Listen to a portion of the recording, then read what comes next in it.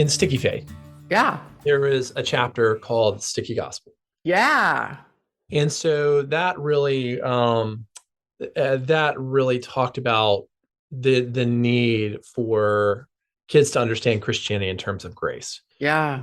Could you familiarize us with kind of what y'all observed and what some of the practices were and encouragements were that came out of that piece of the research? Yeah.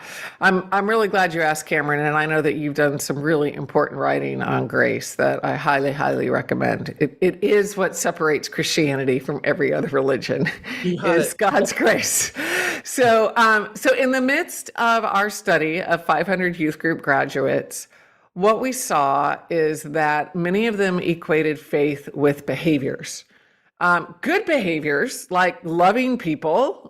I think if I recall, it was 1/3 of youth group graduates that we interviewed when we asked them, what does it mean to be a Christian?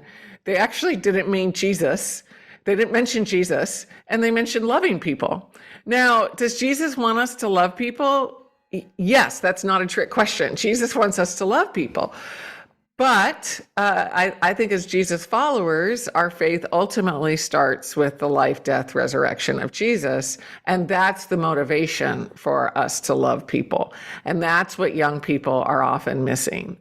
They're going right to what Dallas Willard called the gospel of sin management, a list of behaviors, things to do or things not to do, and missing the heart of grace that does separate Christianity from every other religion.